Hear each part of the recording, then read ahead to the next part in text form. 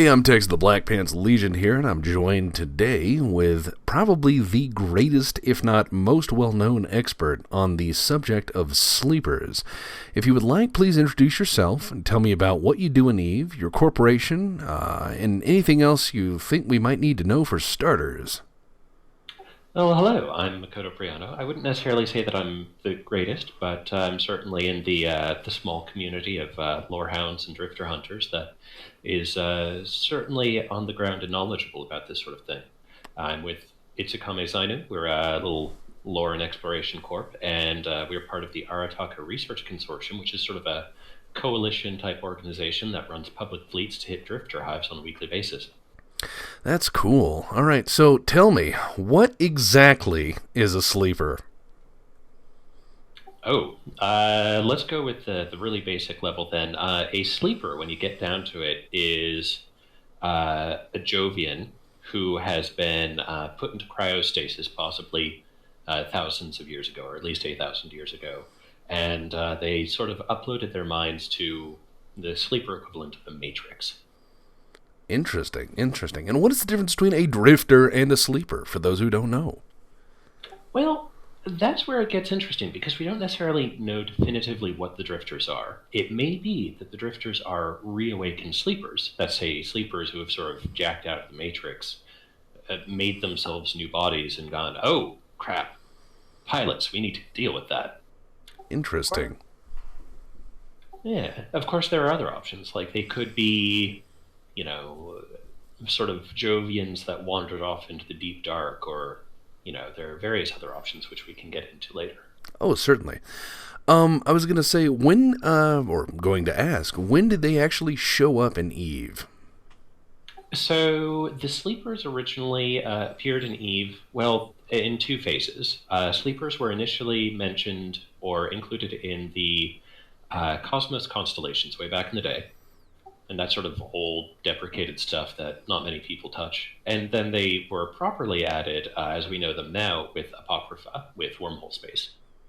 So, when they started showing up, I mean, when did people start talking about them or notice them rather than just, oh, it's another NPC? What really made them different?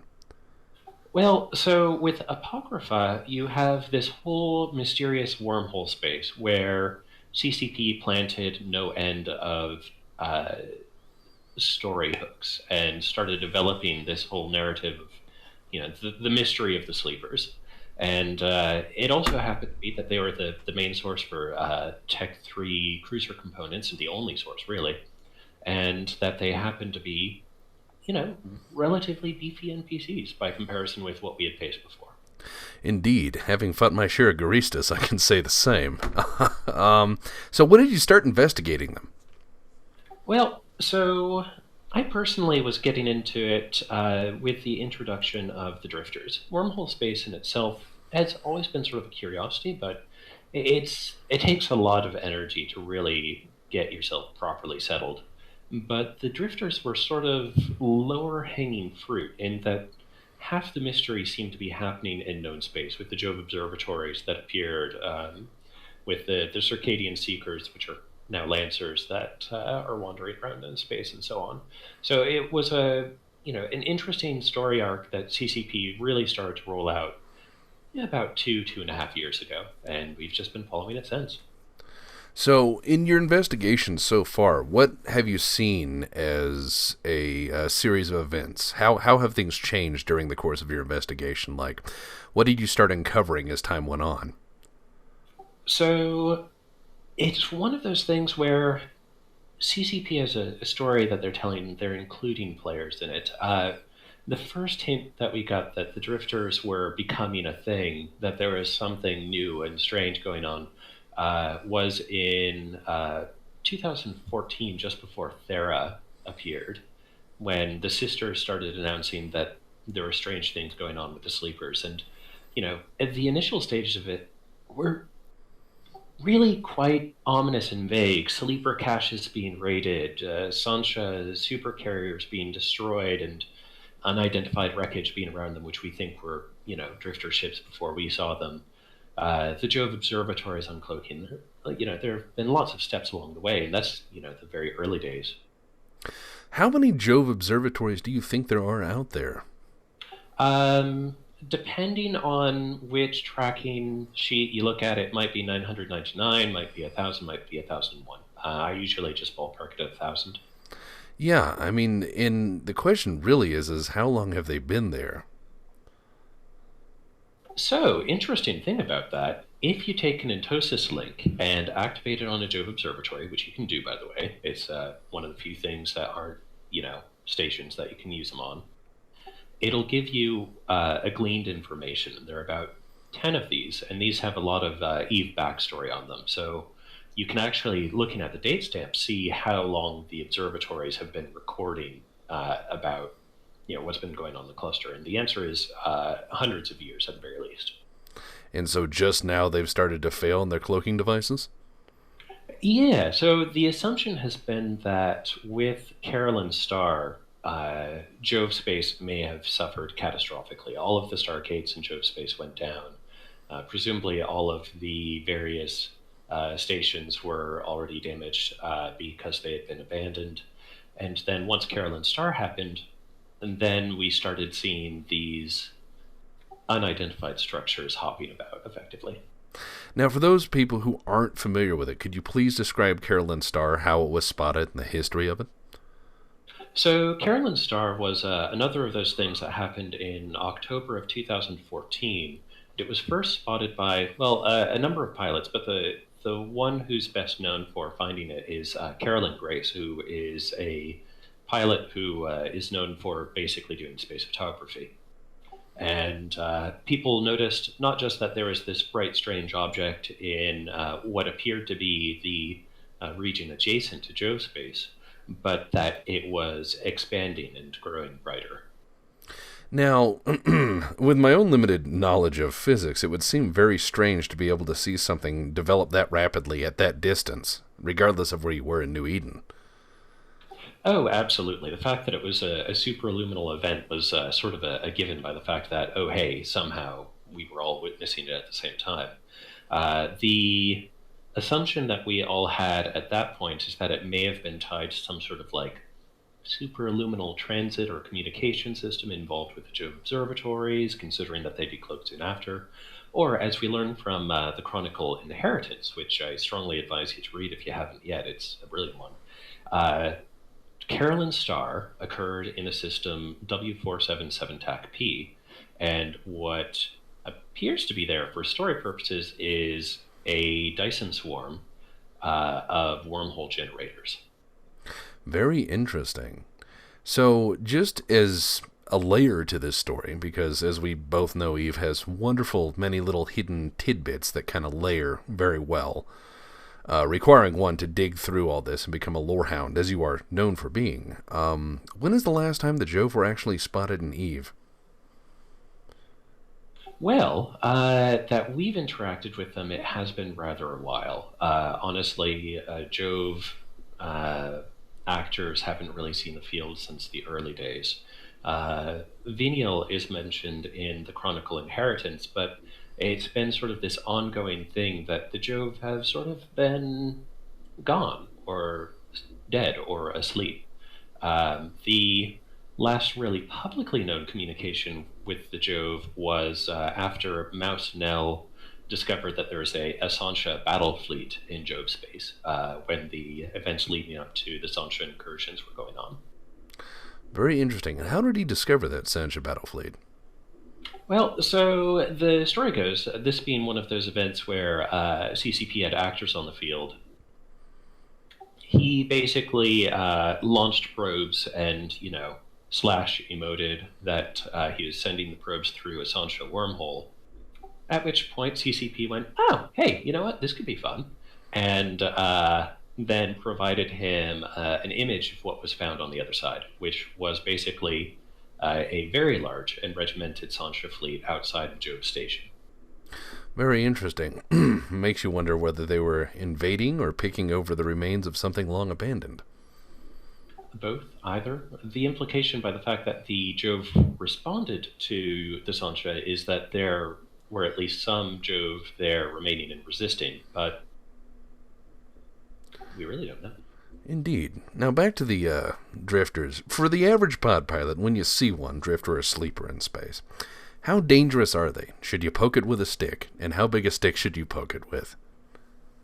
Uh, it's always fun to poke things with sticks, so I generally say yes. Your average sleeper is not too difficult.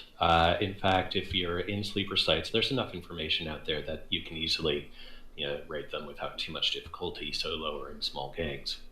When it comes to drifters, it becomes a little bit more complicated because the average drifter ship, their EHP, their damage, stuff like that, isn't actually all that terrifying. It's just the super weapon. The super weapon will kill any subcapital that isn't prepared for it, and even some subcapitals that are prepared for it. Yeah, I've been there, sadly. I chose the wrong stick. So, we were talking earlier about the Matrix, this Jove Matrix that people were plugged into. Could you elaborate a bit on that and how you discovered that? Well, so that wasn't necessarily our discovery. That was more something that was explored in Templar 1 Mm-hmm. and expanded on with the Eve Source book a little bit. At least it mentions it as a part of the history. The basic idea is that the Jove, when they were originally colonizing their little corner of New Eden, uh, were in an extended cryostasis and needed some means to keep themselves mentally active. At which point this came about. Long story short is that over centuries, millennia of advancement, it reached the point where they could do sort of a reverse time dilation, basically allow minds to process information and to experience reality at an accelerated pace in this matrix. Very interesting. So you are of the opinion that they perhaps may still be plugged into that, hence the sleeping status. That's the implication. It's one of those things where CCP sort of plays it both ways. They definitely imply that the sleepers are dead in a standard biological sense, but then they also indicate that there are presumably still active servers, as it were, in the sleeper construct, is the proper term. All right. In your observation or opinion, are sleepers a networked hive mind or singular and individual purpose simply working together? So I'll distinguish here between sleepers and drifters. Sleepers, the implication is that while they are networked together for sort of a shared consensus reality, they are all still individual infomorphs. Essentially, you upload your brain, but you remain who you are, excepting, of course, insofar that you're experiencing the matrix-like reality and all that weirdness. In the case of the drifters, we don't necessarily know. They are using essentially reconstituted bodies, but we don't know if, like, every single Apollo is just another instance of the same infomorph, or if they're different infomorphs, or if they're all remote controlled meat puppets from a single infomorph using FTL tech to guide it. Interesting. Interesting. So, you've followed sleepers around a lot, I presume. I've done my bit. So, based on your observation and your group's observations, what does a sleeper do all day? Well, so here's the fun thing. The ships that we see that are sleepers are drones. So your average sleeper might be sipping a daiquiri on the beach, for all we know. In the Matrix, of course. Right. But your average drifter, so again, we have limited information. We can only see what we see, but Right. it appears that they are fighting the Sancha in wormhole systems. They are attempting to defend core sleeper systems against capsuleers, and they're gathering Antikythera elements and other salvage from the Jove observatories. Those are the three main things. Now, have you ever seen them do anything with these elements that they capture? I've noticed that they will truck them around, but to where? Well, so here's the thing. The Lancers and the Drifters that are in known space harvesting Jove observatories, they, in theory, are cutting apart the Jove observatory, and then they're going back to the wormholes in the system and hopping through it. So it's sort of as if they're delivering that equipment to their hives. And when you are destroying drifter ships, you're naturally getting some amount of Antikythera. The idea is that you're getting it from drifter ships because the AKE are part of drifter technology or are used for drifter technology. All right. And have you discerned, or what is the purpose of these elements other than part of technology? Well, so the Antikythera element is almost certainly some sort of spatial manipulation thing, which is why it's a part of the Intosis link, which, per the lore, sort of interfaces a player with a distant target with the computer system, sort of via a simulated direct link that allows their brain to get straight into the other computer, essentially. And then, of course, we can assume that these are possibly a core part of either like drifter propulsion or their weapon systems, or it might even be sort of their communication system. Interesting. So I've seen drifters and sleepers doing all sorts of weird stuff, especially their presence in high sec. You'll see them scan stuff, scan players, drive around, and there were rumors, I remember in the early days, they were even taking bodies, but I don't know any detail about that, as I often was elsewhere doing other things. What can you tell me about the truth of that, or are these rumors persisting because people just avoid them and make up stories to make the boogeyman all that much more scarier?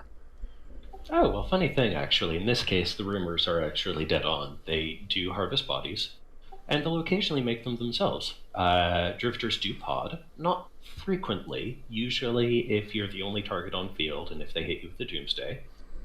But we have, when we've been wandering through hives, occasionally blown up a drifter and, looted a corpse from the wreck too. It's like, oh, hey, some poor sod got potted here. Oh, Interesting. So, what about the Drifter's AI in terms of game? Some people have told me that they've witnessed them calling in seeming reinforcements or seemingly following some sort of script to go around and do various things at various times. yes. So the drifters were initially put in both for story reasons, for game development reasons, and also as sort of an AI test bed. So they use a Blackboard architecture AI, and if you look at FanFest 2015 presentations, I believe it's something like how to design AI like a boss, or something like that. It's about the basics of the Blackboard architecture. And this Blackboard architecture is now being used for NPC mining and such things. And it's a fairly cohesive thing. It does allow drifters to pursue people through systems. Um, it does allow them to call in reinforcements. It does lead to them coordinating weapons fire or tracking who is in fact the most threatening, and so on and so forth. So it's a significant advance for AI in Eve. Interesting. What is the strangest thing you've witnessed them doing? Like, just in any given time? So this was actually a bug that occurred one of the first times the drifters were set in the game as an influx. That's say when the drifter incursions were happening. The drifters actually their AI broke, and it broke in such a way that they aggressed other drifters. So you'd go into an incursion site, and then there would be this grand melee between like 20 drifters just blowing each other all to hell. At which point you'd go, oh, well, that figures. Oh, hey, there's one damaged drifter left. Hey, that was easy. Interesting.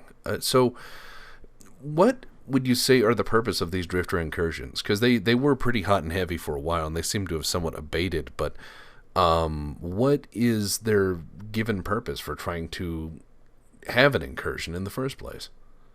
So the purpose is, let's see here. Let me go through the potential utility of it. The first is deployment and testing of a new incursion architecture that allows the incursion to expand and contract based on how heavily it's being combated. Secondly, it allows for the testing of NPC versus NPC combat, as in the defensive sites, you would have the Amar Navy fighting drifters, and you'd be there trying to reinforce them. And then, of course, for story purposes, the drifters were attempting to uh, combat and constrain the military power of the Amar, as the Amar were presumably the one power that the drifters were very concerned with in node space. And why do you think the drifters would be concerned primarily with the Amar? So this is again one of those story things that's no longer really applicable. So Empress Jamil I, per the story, had basically been hijacked by an infomorph from the sleeper construct when she had cloned after the earliest succession trials in Eve in, I believe, 2004 or so.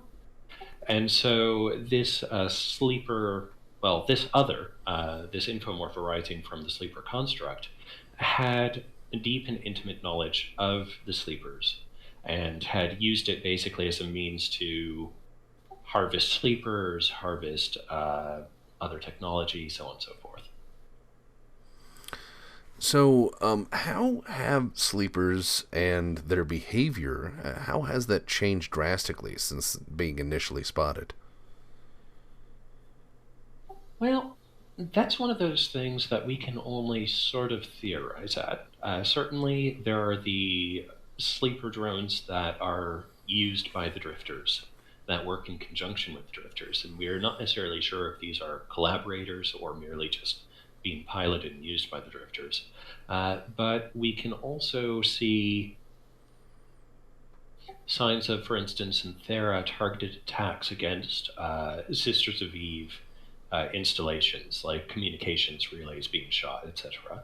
And then after that, we see the sleeper caches being revealed and so on. So there's this implication that there's this basically that the sleepers and drifters have gone to a war footing, though we clearly don't see all of it. Naturally, because it seems that as much as people have unraveled, they haven't quite exactly fathomed out, at least not to my knowledge, the overarching aim. What is the end goal of all this? Well, so funny thing, and of course, for listeners, plug your ears if you don't like spoilers. Yeah, do it. Plug your ears. No, so go ahead. Yeah. So, are you familiar with the Nexus anomaly? No. I pound rocks into smaller rocks and make ships from that. Hey, I mean, it's a living. Hey, you need any ships? Let me know. So, if you get a chance, come along with ARC on one of our Hive Ops. We do them weekly, and every week we go through this location in Drifter Hive that is the Nexus anomaly. And it is a massive pair of spatial rifts. Absolutely the prettiest thing in Eve right now. And in the center of this sort of spherical rift is the remains, the ruins of something that we know due to database diving is a massive Stargate, like 140 kilometers long. So something perhaps almost akin to the old Eve Gate. Precisely. And the implication might be that this is something like a Talican static gate. Let's say it's possibly like a type of massive wormhole generator, which the drifters are presumably trying to repair and get operational, but due to various storyline reasons involving the fact that they may be partially or completely AI, they can't do without co-opting someone like us to assist them in aligning it. That's interesting. So, what would you say is the best line of advice for new players regarding sleepers, drifters, and all this other wonderful lore stuff? It depends a lot on what you're trying to do. If you are just interested in making some ISK, low-class wormhole space is a great way to just poke some random sleepers and see what's going on. If you're interested in the lore side of it, then checking out the Tweetfleet Slack's lore channel is a great place to ask questions and to get a general handle on things. And otherwise, if you want to hit a Drifter Hive, then the Arataka Research Consortium runs, as I've mentioned, public fleets on a weekly basis. So join us in consortium operations, and we'll be happy to show you what we found.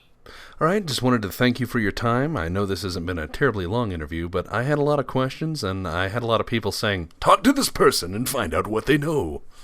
So I've done that. Huzzah. Well, indeed. Objective achieved. Yes.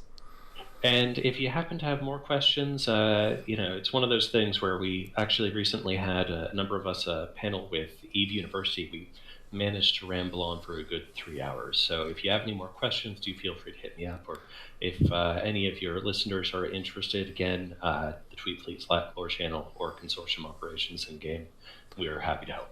Absolutely. I'll drop some links to that so people can find their way to you guys, because this is a treasure trove of lore, and I like that they don't just plaster it on the wall. You got to go digging for it. Yeah, trying to connect the dots when a couple of them are still missing. Such a pain. Oh, I always love jigsaw puzzles that have been through the washing machine.